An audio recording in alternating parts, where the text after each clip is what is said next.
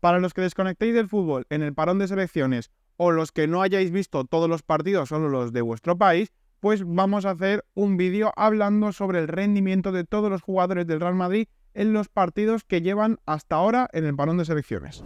Vamos a hacer un vídeo hablando del rendimiento de los jugadores del Madrid este parón de selecciones, los que han jugado hasta ahora, porque no todas las selecciones han jugado, no todos los jugadores del Real Madrid han jugado con la selección, pero bueno, hay algunos que han viajado, otros que no han podido viajar por lesión, que vamos a nombrar, y os voy a hacer un pequeño resumen del rendimiento de los jugadores del Real Madrid este parón, que quitado un par de selecciones, he de decir que no está siendo demasiado alto.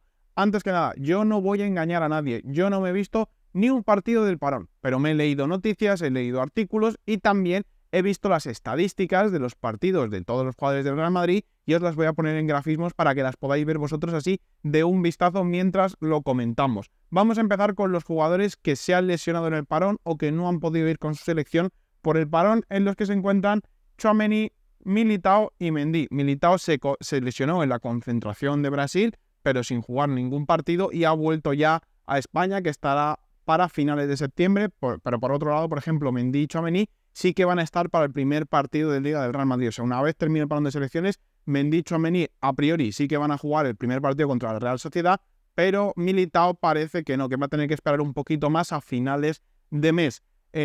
Vamos a verlo, y también voy a hablar de Arda Güler, que ha salido tocado en el primer y último partido que ha jugado hasta ahora, de momento en el Turquía-Gales. Salió tocado de los gemelos en el minuto 90, no terminó el partido, aunque jugó la práctica totalidad, pero se descarta ningún tipo de lesión. Parece que simplemente fue problemas musculares en los gemelos. Y hay varios jugadores que no han jugado ni un minuto con la selección, que hayan disputado su selección en algún partido, como es Lunin, que ha sido suplente con Ucrania, Endrick, que tampoco ha jugado con Brasil, Rüdiger, porque bueno, juega hoy Alemania, pero parece que no va a jugar Rüdiger. Ese problema que tiene de artrosis crónica en la rodilla, pues no creo que juegue, por lo menos hoy no tiene pinta que vaya a jugar, pero lo he dicho, Alemania todavía no ha jugado. Ahora sí, vamos a empezar con los partidos de los jugadores del Real Madrid. Hay un par de actuaciones destacadas que comentaremos más adelante y vamos a empezar por la de Arda Güler, que fue un partido bastante complicado contra la selección galesa. Sabemos que la selección galesa es un buen bloque, no es una selección brillante. Antes sí que tenían dos figuras muy grandes, como Gareth Bale sobre todo y Aaron Ramsey, que en las Eurocopas la rompía, pero no está Gareth Bale. Aaron Ramsey ya está de vuelta y media, que está jugando en Escocia en el Rangers, y el partido de Arda Güler fue discreto, siendo de lo mejor de Turquía, pero bueno, una Turquía que faltaban jugadores importantes por lesión, una Turquía que no se sintió cómoda y en la que Arda Güler, sobre todo en la primera parte, tuvo que hacer muchas más funciones defensivas e incluso bajar a recibir el balón. O sea, como estamos viendo, la participación de Arda Güler en cuanto al balón fue pequeñita, pero lo dicho, fue el jugador que intentó desatascar un poco el juego de la selección turca. Solo 17 pases con un 85% de precisión, 2 pases clave, 2 de 2 en pases largos, 100% de precisión, y 2 toques en área rival. Si vemos su mapa de calor, jugó un poco por ambos lados, por donde requería el partido, pero tuvo más presencia casi en campo propio en ayuda de salida de balón que en campo rival. Así que vemos que fue un partido complicado, rocoso para la selección turca, en el que Arda Güler no terminó de brillar. Donde quizás sí que tuvo más incidencia de lo normal es en el aspecto defensivo. Solo hizo un regate en el partido de 3 que intentó, creó 2 oportunidades y luego recuperó 2 balones y ganó 7 duelos con un 70% de precisión, o sea, 7 de 10. Vemos que el partido de Güler discreto, pero también muy dependiente del sistema. El sistema no le dio esas ventajas, no le dio esa capacidad de poder jugar arriba, de poder tener un fútbol más ofensivo, y Arda Güler se tuvo que adaptar y aún así fue de lo mejor de la selección turca. Por ejemplo, Çalhanoğlu no fue titular, jugó ya en la segunda parte, pero bueno, no fue un mal partido, no fue un desastre partido Arda Güler, pero sí que bastante discreto como el resto de la selección turca, que no ayudó para nada. Y Arda Güler es un jugador que te ayuda a jugar mejor, pero claro, cuando pones de tu parte. Pero en este caso, la selección turca puso muy poquito de su parte. O sea, el mejor del partido fue el portero de Turquía. Con eso os lo digo todo. Vamos ahora con Brahim Díaz, el que ha metido su primer gol con la selección marroquí. Incluso pudo meter un segundo gol, pero tuvo ahí una disputa con Ziyech para tirar el penalti y no se lo dejaron finalmente. El gol, bueno, un jugador de la selección marroquí llegaba en línea de fondo, puso un centro atrás que paró el portero y el rebote le cayó a Brahim, que llegaba en segunda línea. O sea, no fue un gol para llamar a casa y contarlo, como diría el bueno Iñaki Angulo, pero si vemos Brahim más participativo que Arda Güler, lo dicho, Al final la selección marroquí ganó 4-1 a Gabón, la selección marroquí tuvo más pelota, fue una selección más propositiva de lo que la Turquía de Arda Güler y por eso también tuvo un contexto en el que pudo tocar más balón. 42 pases con 89% de precisión, 2 regates con un 40%, 0 pases clave y 6 duelos ganados con un 35% de precisión. No fue un partidazo de Brahim Díaz, pero bueno, podemos decir que tampoco estuvo mal y encima eso, añadió un gol a su cuenta particular, fue el 3-1, un gol de pillo, un gol de astucia, un gol de saber estar, pero tampoco me parece que rompiese el partido. O sea, no creo que Brahim no fue el MVP y Brahim Díaz, bueno, quitado esa anecdótica de que ha metido el primer gol con la selección marroquí, no ha hecho tampoco un gran partido, sí que mejor que Arda Güler, pero también un rival más sencillo y una selección que jugó mejor Marruecos contra Gabón que Turquía contra Gales. Ahora nos vamos a España, nos vamos a Dani Carvajal, ni siquiera ha visto este partido, para los que se pregunten. Completó 2 pases largos de 2 de 7 centros, o sea, 29% de precisión, un pase clave y ganó 3 de 43 duelos. Podemos ver aquí el mapa de calor de Dani Carvajal, muy en el aspecto defensivo, no terminó ni siquiera el partido. Gracias a Dios de la Fuente le dio un poco de respiro a Carvajal porque se ve que todavía no tiene ritmo, pero bueno, fue un partido más de lateral defensivo, no fue el mejor partido de Dani Carvajal, que lo dicho, estuvo flojo en duelos, estuvo bien en la distribución de balón, pero no fue un gran partido y al final la selección española empató 0-0. Otro jugador que no ha brillado. Podríamos decir que de momento el único que ha brillado ha sido Brahim y bueno, por el gol, pero tampoco hizo un partido excesivamente brillante. Ahora nos vamos con Kylian Mbappé, que tuvo un partido bastante discreto en Francia, no está consiguiendo adaptarse a esa posición de delantero, donde yo mantengo que ha jugado más parte de su carrera de delantero, pero sí que es verdad que antes, cuando jugaba más de delantero en Francia, tenía a Olivier Giroud que marcase los centrales. A día de hoy, el delantero referencia de la selección francesa es Kylian Mbappé. Pudo meter un gol a los 13 segundos, Barcola se quedó solo contra el portero y decidió chutar y marcar, pero tenía el pase de la muerte a Kylian Mbappé. Pero bueno, que eso no es para excusar para nada a Kylian Mbappé, pero bueno, detalle, si al final Kylian Mbappé hubiera metido ese gol, diríamos que ha sido un partido quizá un poco mejor de Mbappé, pero bueno, al final 3-1, bueno, 1-3 perdió la selección francesa. Mbappé hizo 2 tiros, uno de ellos solo fue a puerta, son 50% de precisión en el golpeo.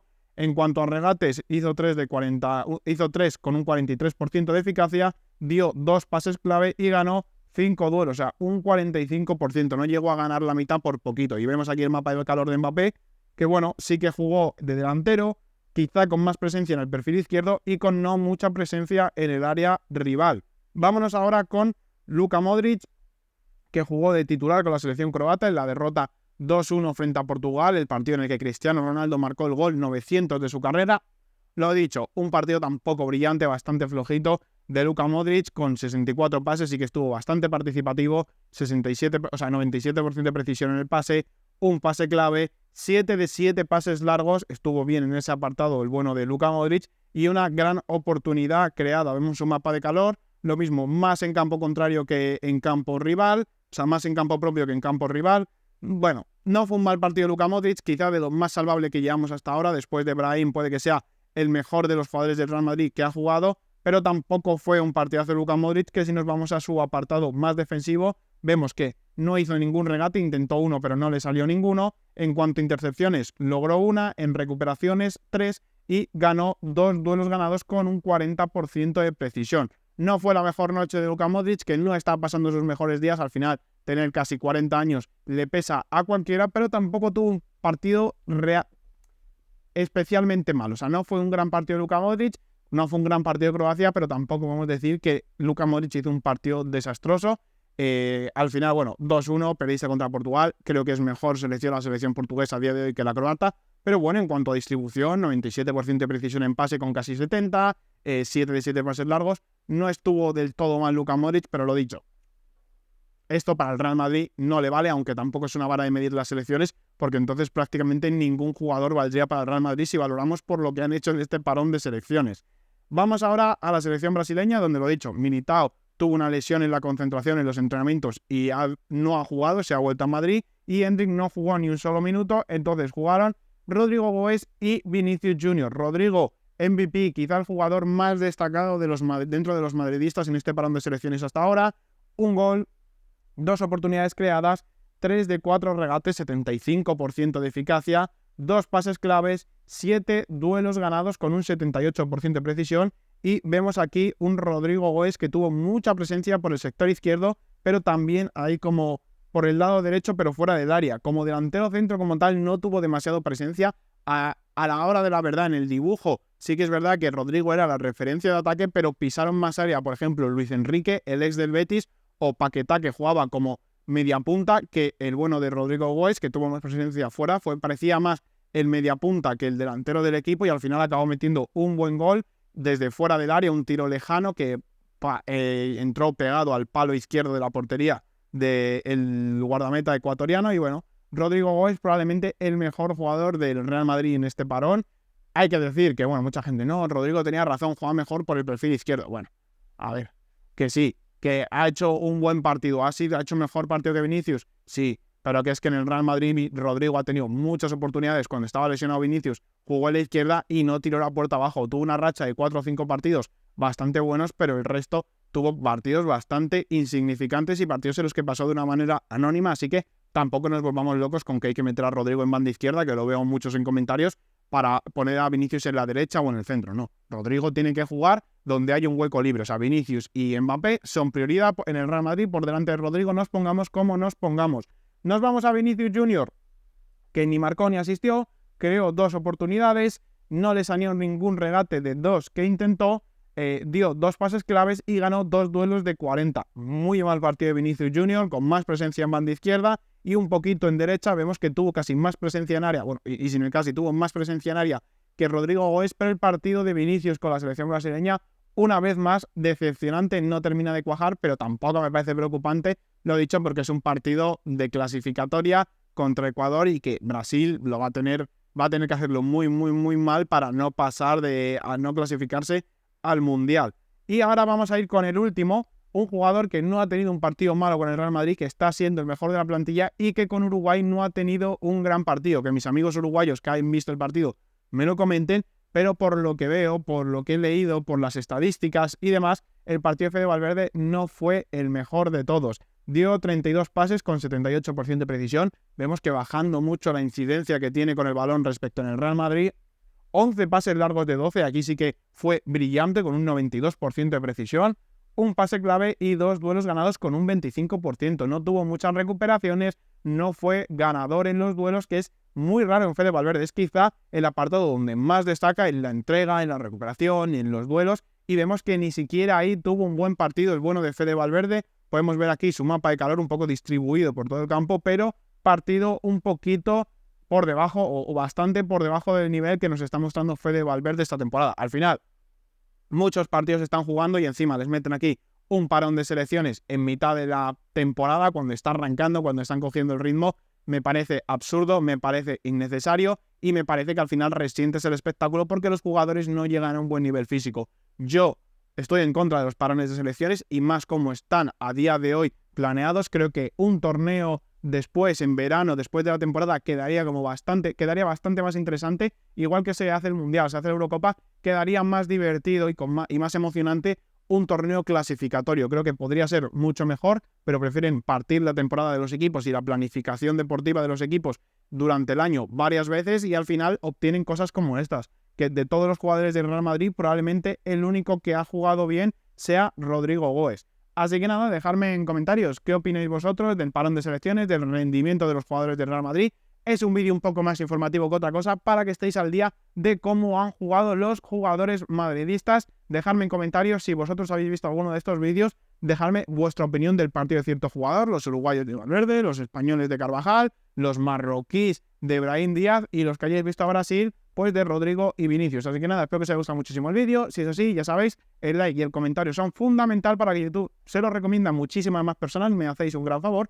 También os recomiendo suscribiros si no lo estáis porque os perdéis contenido diario del Real Madrid. ¿Qué youtuber te habla de cómo han jugado los jugadores del Real Madrid? Te hace un pequeño análisis, no demasiado en detalle porque, bueno, no os voy a mentir, no he visto los partidos, pero se busca las estadísticas y os hace aquí unos grafismos y os informa día a día de la actualidad del Real Madrid. Prácticamente nadie, todo el mundo os va a comentar polémicas, pero nadie os va a comentar estas cosas. Así que por eso te recomiendo suscribirte al canal, de Rafa Sports a mi canal para no perderte nada. Ahora sí que sí, nos vemos en la próxima. Like, comentad, suscribiros, os podéis unir a miembros porque hoy sí que sí subo el vídeo de cómo grabo mis vídeos y nos vemos en la próxima. Adiós.